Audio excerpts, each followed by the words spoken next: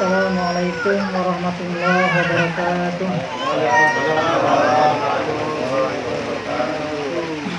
Alhamdulillah, wassalatu wassalamu ala rasulillah wa ala alihi wa sahbihi wa mawala.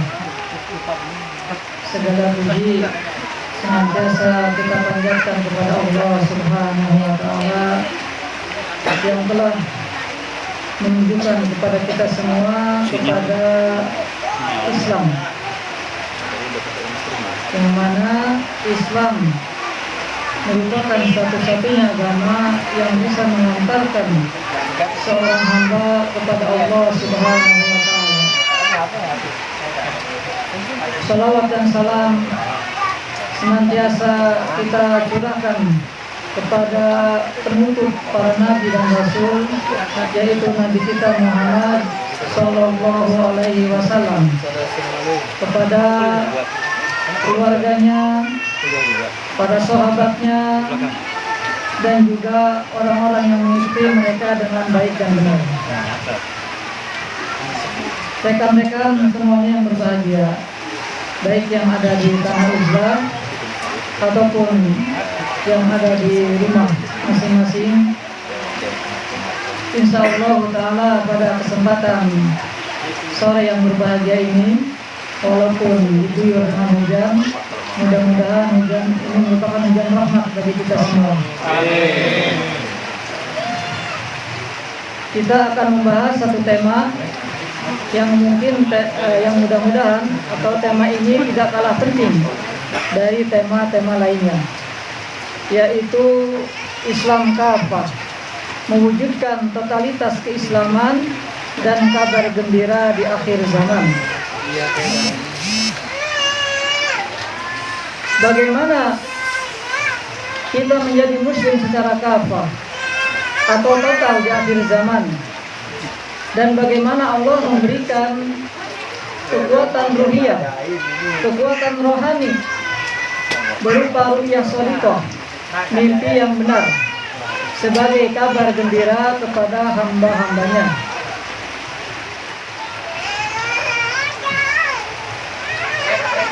Mudah-mudahan tema ini sebagai motivasi kita agar kita senantiasa semangat dalam mempelajari Islam secara kafah, secara totalitas, secara menyeluruh.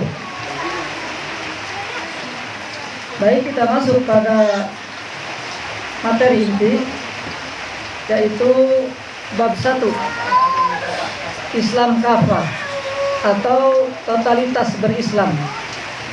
Di sini disebutkan sebagai dalil yang menjadi landasan agar kita Islam secara kafah, yaitu di dalam surat Al-Baqarah ayat 208 yang berbunyi, ya ayyuhalladzina amanu udkhulu fis-silmi kafah.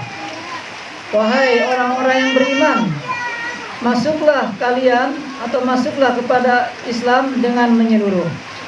Quran surat Al-Baqarah 208. Ini yang menjadi landasan atau dalil dari Al-Quran agar orang-orang beriman masuk ke dalam Islam dengan menyeluruh, yaitu Allah memerintahkan kita agar masuk ke dalam Islam secara menyeluruh. Kafah artinya total, bukan sepotong-sepotong, bukan separoh-separoh, bukan sebagian-sebagian. Seseorang tidak diperbolehkan berislam hanya sepotong-sepotong. Saya mah hanya pengen sholat saja, atau saya mah pengen puasa saja. Nggak bisa seperti itu ya.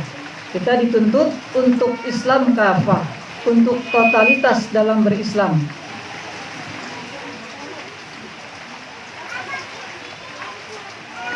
Jadi Islam bukan hanya soal ibadah ritual, atau ibadah hanya berkisar pada sholat ataupun puasa, tetapi Islam mencakup dari berbagai sisi, berbagai aspek, baik itu aspek atau sisi horizontal ataupun vertikal, yaitu Islam dari segi hablum minallah, hubungan dengan Allah, dan juga hablum minanas.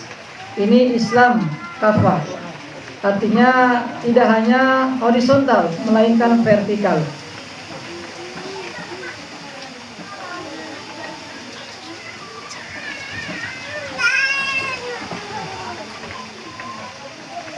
Dan di antara cakupan Islam kafah yaitu akidah yang lurus, keyakinan, yang mana akidah Islam tidak boleh bengkok, harus lurus, sebagaimana akidah yang dibawa oleh Nabi kita alaihi salatu wassalam, dan juga yang diamalkan, yang diikuti oleh para sahabat serta generasi setelahnya, yaitu tabi'in, atba'ut tabi'in. Bahwasanya Rasulullah sallallahu alaihi wasallam bersabda, khairul qurun qarni, summal ladzi yalunahum, summal ladzi yalunahum. Rasulullah sallallahu alaihi wasallam bersabda, sebaik-baik generasi adalah generasiku. Siapa generasiku? Generasi Rasulullah, para sahabat. Kemudian setelahnya, Rasulullah sallallahu alaihi wasallam hanya menyebutkan 3 generasi terbaik umat ini, yaitu generasi sahabat, generasi tabi'in, dan juga atba'ut tabi'in. Dan alhamdulillah Majlis Gaza sedang mendakwahkan al-mubasyirat atau mimpi-mimpi yang benar dari Allah Subhanahu wa taala. Walaupun kita tidak memiliki ulama ahlu ta'wil dalam tafsir mimpi, alhamdulillah Allah memberkahi kitab ulama besar Ibnu Sirin, sehingga bisa menjadikan atau bisa dijadikan rujukan dalam mentakwil atau mentakbir mimpi-mimpi akhir zaman dengan keberkahan kitab beliau, yang mana beliau termasuk generasi ketiga, ya kalau tidak salah, masuk generasi terbaik umat ini. Cakupan yang pertama yaitu mencakup akidah.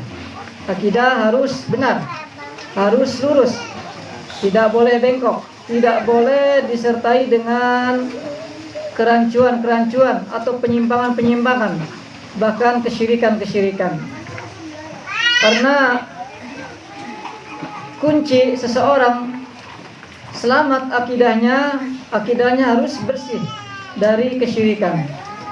Sebagaimana Allah Subhanahu wa taala menjelaskan di dalam ayatnya, alladzina amanu wa lam yalbisu imanahum bidzulmin ulaika lahumul amnu wa hum muhtadun, yaitu orang-orang yang beriman yang keimanan mereka tidak dicampuri dengan kezaliman.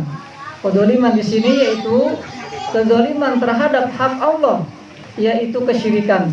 Mereka itulah orang-orang yang mendapatkan keamanan dan juga orang-orang yang mendapat petunjuk.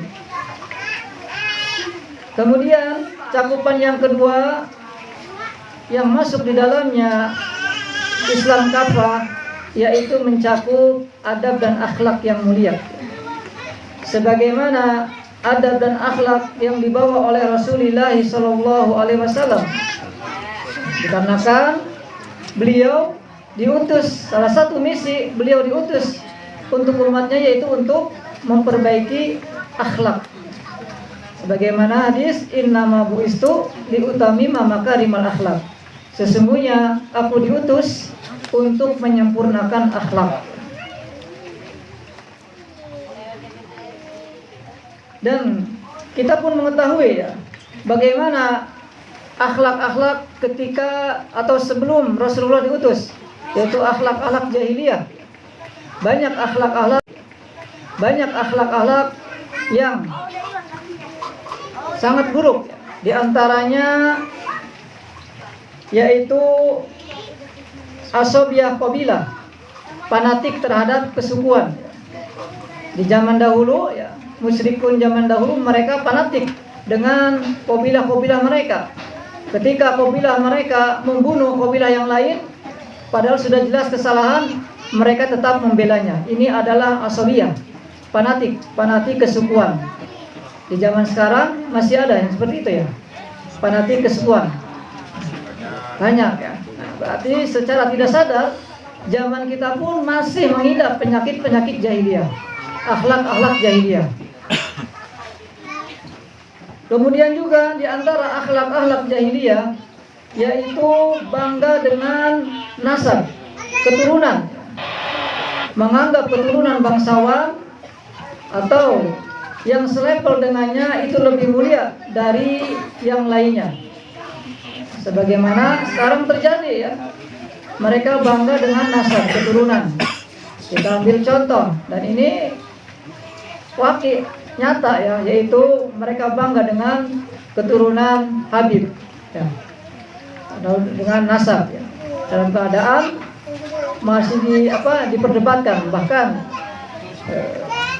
tesis dari Kiai Imad menyatakan itu adalah nasab palsu ya. Tidak bersambung kepada keturunan dzurriyyat Rasulullah SAW. Mereka bangga dengan nasab mereka. Padahal yang namanya nasab itu tidak akan mempercepat ke surga dan juga tidak akan memperlambat ke neraka. Ukuran seseorang bisa cepat ke surga dan lambat ke neraka yaitu ketakwaan, bukan nasab. Kalau seandainya nasab menjadi barometer utama, seseorang bisa cepat masuk ke surga, insya Allah saya protes sama Allah. Iya. Bagaimana nasib kita ini? Kita nasabnya kadang nggak jelas.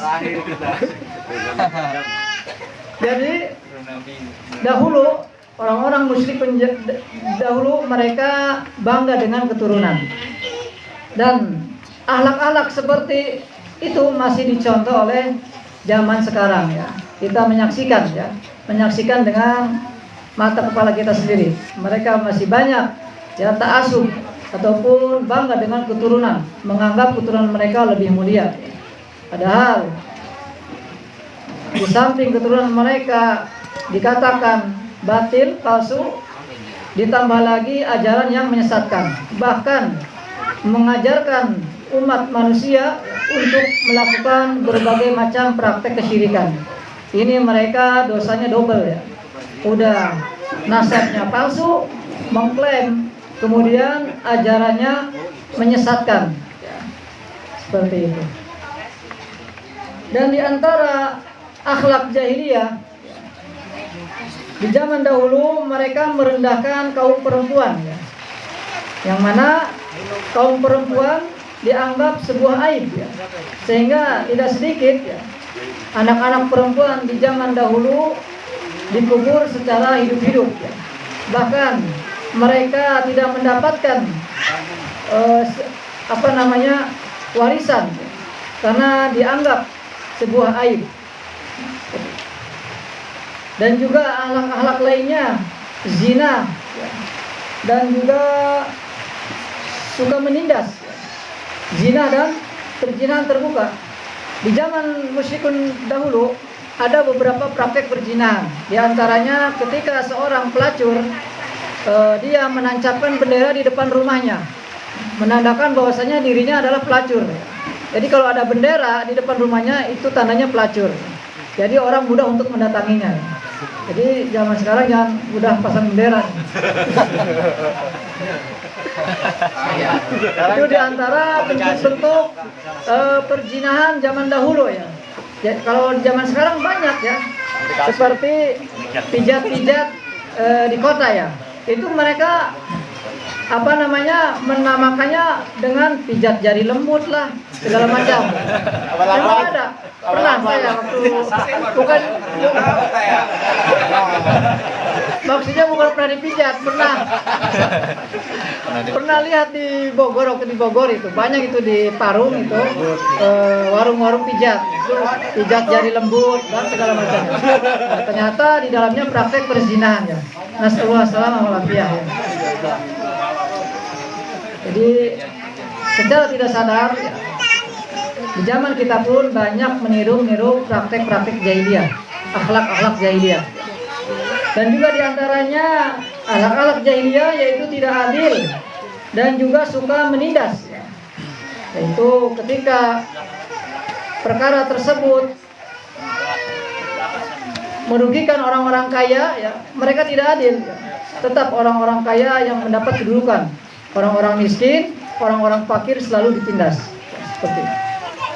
Dan di antara akhlak yang paling rusak, yang paling jelek, yaitu mereka menyembah berhala. Inilah akhlak yang paling jelek, ya, yang paling rusak, ya, sehingga menyebabkan manusia jauh dari ketaatan kepada Allah SWT, jauh dari mentauhidkan Allah Subhanahu wa taala. Itu di antara akhlak jahiliyah.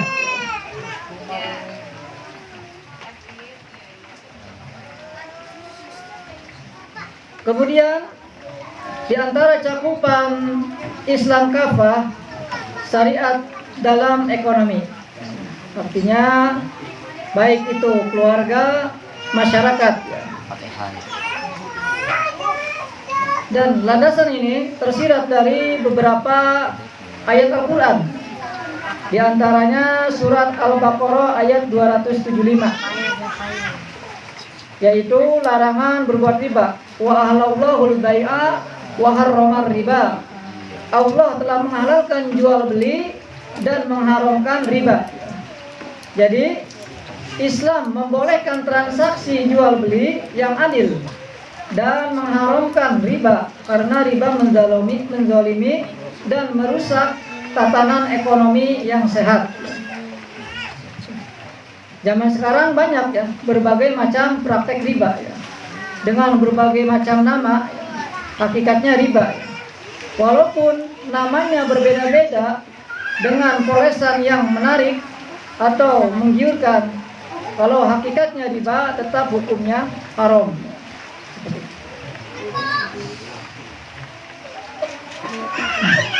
Dan diantara contoh penamaan riba zaman sekarang atau zaman kontemporer, ya, seperti bunga bank, ya, atau jasa administrasi, ataupun diskon terlambat bayar, dan lain-lain, ya. Walaupun itu namanya berbeda-beda, ya, namanya menarik, indah, menggiurkan, tapi hakikatnya riba tetap riba, ya. Karena ada sebuah kaidah usul fikih bahwasanya al-ibratu fil uqud lil maqasid wal ma'ani la lil alfad wal mabani. Yang diperhatikan atau yang diperhitungkan dalam akad adalah maksud dan maknanya, bukan sekedar lafaz dan bentuknya. Jadi substansinya, isinya, bukan yang diperhitungkan itu bukan pada nama, bukan pada lafaz, akan tetapi pada substansi, makna dan tujuannya. Walaupun dengan nama-nama yang berbeda seperti yang tadi disebutkan contohnya itu, akan tetapi hakikatnya riba, substansinya riba, tetap dinamakan riba dan haram hukumnya.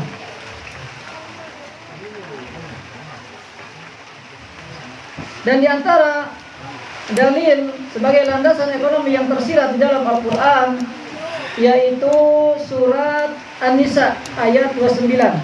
Mungkin bisa ditulis, ya, nanti buat bahan ujian insyaallah. Surat An-Nisa ayat 29. Allah Subhanahu wa taala berfirman, "Ya ayyuhalladzina amanu la ta'kulu amwalakum bainakum bil batil illa an takuna tijaratan antaradin minkum." Wahai orang-orang yang beriman, janganlah kamu saling memakan harta di antara kalian atau harta di antara sama kalian dengan jalan yang batil, dengan jalan yang keliru, kecuali dengan jalan perdagangan yang berlaku atas dasar suka sama suka di antara kalian. Jadi harta hanya boleh diperoleh melalui cara yang baik, yaitu di antaranya suka sama suka, ridho sama ridho, ya. Tidak boleh ada unsur goror, penipuan, tidak boleh ada unsur suap, ataupun transaksi haram. Jadi ketika seseorang mendapatkan harta, di dalamnya ada unsur suap, ada unsur goror, maka terjatuh kepadanya memakan harta yang batil, seperti itu.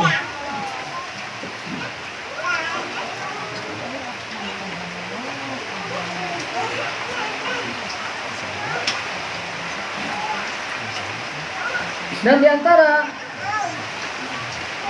landasan agar kita bisa menjalankan ekonomi, yaitu muamalah sesuai syariat, yaitu di dalam surat Al-An'am ayat 152, yaitu perintah menegakkan keadilan. Wa auful kaila wal mizana bil qist. Sempurnakanlah takaran dan timbangan dengan adil. Ketika kita menjadi seorang pedagang, maka harus adil dalam takaran dan timbangannya. Tidak boleh mengurangi walaupun sekian gram, lebih-lebih sampai 1 on ya. Karena pada prakteknya kalau kita mau survei audit ke pasar-pasar tradisional, itu banyak sekali kecurangan ya. Beberapa kali saya menemukan kasus-kasus, misalkan kita membeli 1 kilogram daging ayam, ketika kita ditimbang ulang itu hampir 1 on. Kalau dilihat dari timbangan sepertinya gejluk gitu ya. Kan kalau di pasar tradisional itu pakai timbangan bebek ya. Nah itu gejluk. Ternyata mereka banyak cara untuk mengelabui dalam timbangan. Ada yang batunya dibor, dikurangi geraman batunya, kemudian ditutup lagi, sehingga yang harusnya 9 atau 1 kilo menjadi 9 on atau 9 sekian on, seperti itu. Ini banyak sekali ya kecurangan, ketidakadilan dalam takaran ataupun timbangan, seperti itu.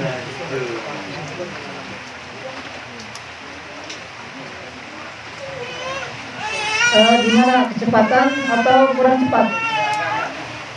Sedang. Maklum, kuliah perdana.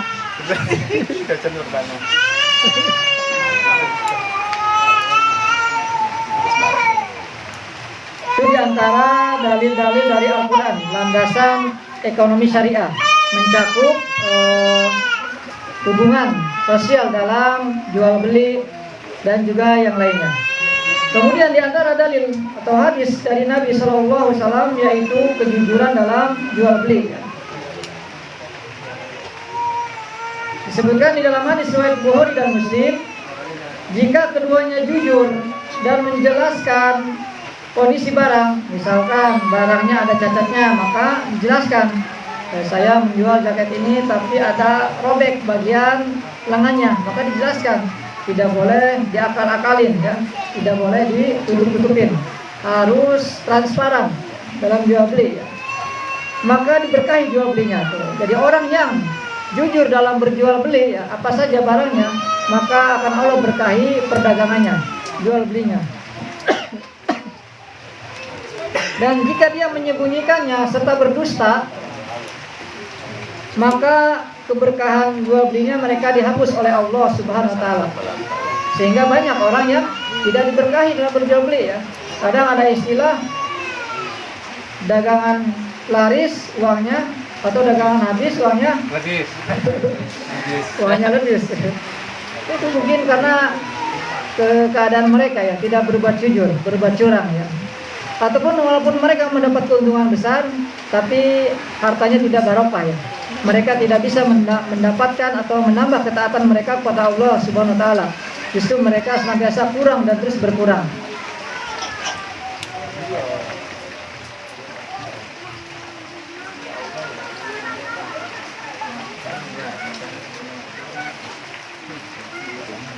Kemudian cakupan yang ketiga yang di dalam termasuk dari Islam kafah, agar kita berislam dengan totalitas, dengan menyeluruh, yaitu komitmen dalam dakwah dan amar ma'ruf nahi mungkar. Komitmen ya dalam berdakwah ya. sebagaimana yang Allah sebutkan ini di dalam surat Al-Imran ayat 104. Nanti tinggal dicek ya sama rekan-rekan. Allah Subhanahu wa taala menyatakan di dalam firman-Nya, "Wal takum minkum ummatan yad'una ilal khair wa ya'muruna bil ma'ruf wa yanhauna 'anil munkar wa ulaika humul muflihun." Dan hendaklah di antara kalian segolongan umat yang menyeru kepada kebaikan. Jadi kita harus ada segolongan umat untuk menyeru kepada kebaikan, menyuruh kepada yang ma'ruf dan mencegah dari yang munkar. Mereka itulah orang-orang yang beruntung. Alhamdulillah ya, Majelis Gajah insya Allah walau zaki Allah ada tidak mensucikan seorang pun terhadap Allah ya, Majelis Gajah terdepan dalam beramar ma'ruf nahi munkar, baik dari memperingatkan umat dari kesyirikan dan juga peringatan-peringatan lainnya, baik dengan berbagai macam cara sesuai yang Allah mudahkan, dari mulai media sosial, berbagai macam channel ya, Gajah menyebarkan kebaikan dan juga mencegah dari kemungkaran, dan kemungkaran yang paling besar adalah kesyirikan. Begitu juga dengan menyeru secara langsung ya, terjun kepada masyarakat ya, sebagaimana yang sudah kita laksanakan ya, beberapa hari ini ya. Ini merupakan ya, ciri ya, orang-orang yang komitmen dalam beramar ma'ruf nahi munkar ya. Karena dengan kita beramar ma'ruf nahi munkar ya, itu bukan tugas individu ya, melainkan bukan tugas individu ya semata, tapi kewajiban kolektif ya. Jadi kita bisa membentuk tim untuk menjalankan amar ma'ruf nahi munkar sesuai yang Allah mudahkan dan sesuai kemampuan kita.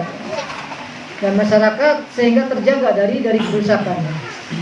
Walau dengan adanya amar ma'ruf nahi munkar saja banyak ya, kerusakan lebih-lebih sampai kita meninggalkan kepada amar ma'ruf nahi munkar. Artinya tetap kewajiban amar ma'ruf nahi munkar itu harus dilaksanakan. Adapun hasil dari itu semua kita pasrahkan kepada Allah Subhanahu wa taala. Kita hanya sebatas menyampaikan yang dilihat bukan hasil, tapi usaha oleh Allah Subhanahu wa taala. Sejauh mana kita berusaha bersungguh-sungguh memperingatkan umat dari keburukan, dari akidah, keburukan, akhlak dan lainnya, insya Allah umat akan terjaga dan senantiasa berada dalam kebaikan. Jangan sampai kita seperti orang-orang zaman dahulu ya. Disebutkan di dalam Al-Quran di surah Al-Maidah ayat 78 sampai 79. Saya langsung bahasa artinya saja. Telah dilaknat orang-orang kafir dari Bani Israel.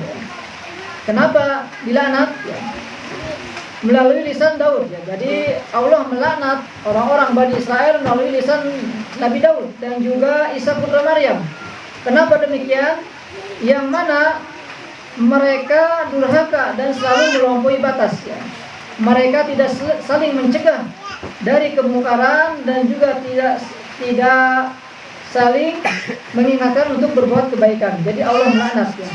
Oleh karena itu orang-orang yang meninggalkan amar ma'ruf nahi munkar, mereka menyerupai orang-orang zaman dahulu ya. Mereka tidak mau beramar ma'ruf dan juga tidak mau nahi munkar. Jangan sampai kita seperti mereka ya, yang akan mendapat laknat Allah Subhanahu wa taala. Sekecil apapun kemungkaran, kita berusaha untuk mencegahnya. Jangan sampai terjadi kemungkaran yang lebih besar. Hanya saja di sana ada sekelompok ya, orang-orang yang mencegah kemungkaran tetapi dengan cara kemungkaran yang lebih besar. Saya contohkan, ini terjadi ya.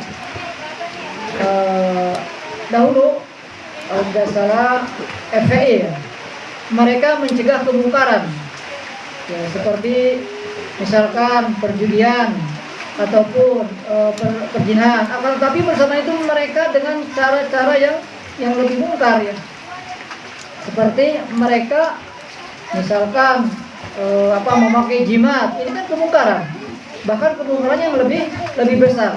Mereka mencegah kemungkaran tapi dengan cara memakai kemungkaran yang lebih besar.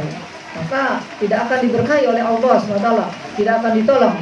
Kalau kita mau mencegah kemungkaran, maka harus dengan cara-cara yang diajarkan oleh Rasulullah SAW. Dari mulai akidah kita diperbaiki ya. Perbaiki akidah kita, jangan sampai kita terkotori oleh noda-noda kesyirikan seperti itu.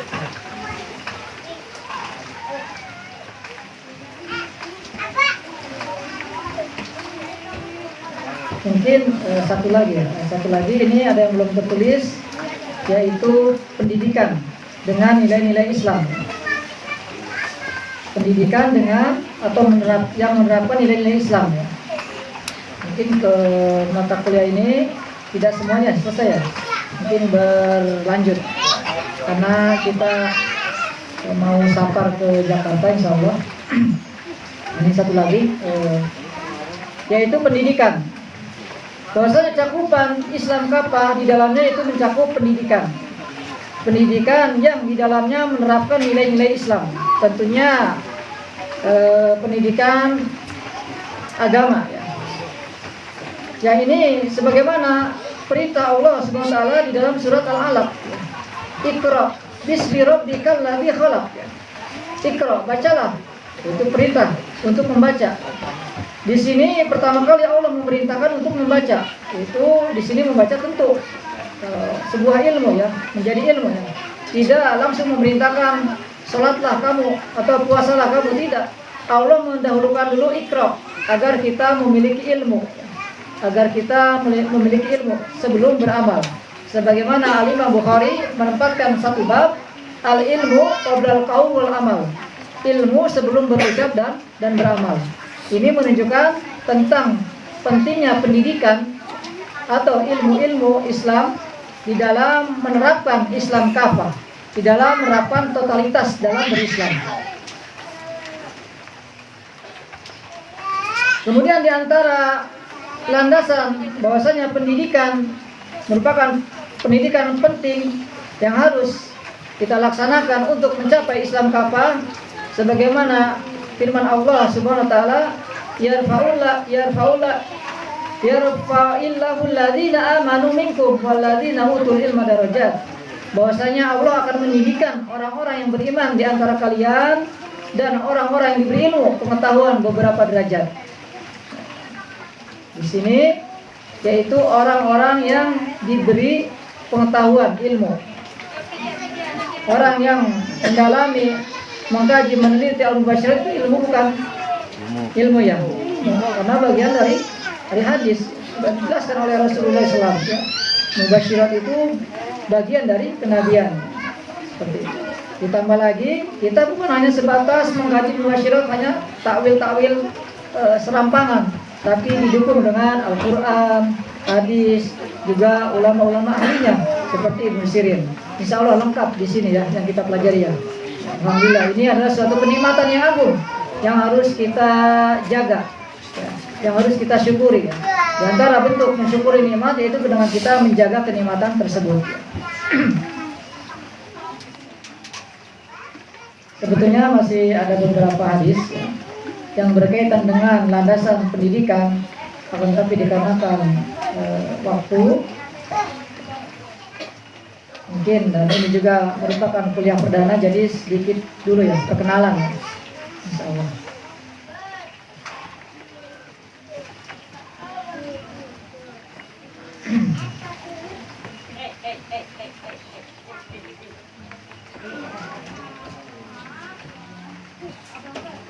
Insya Allah nanti lanjut kepada pertemuan berikutnya karena masih ada beberapa poin ya. Dan tadi sudah kita sebutkan bahwasanya di judul mewujudkan totalitas keislaman dan kabar gembira akhir zaman. Bagaimana kaitan dengan ru'yatus shadiqah dalam kita dalam mewujudkan totalitas keislaman. Insya Allah akan bersambung pada pertemuan berikutnya. Mudah-mudahan pada kuliah sore ini memberikan manfaat untuk saya pribadi dan saudara-saudara semuanya. Kita cukupkan sampai di sini.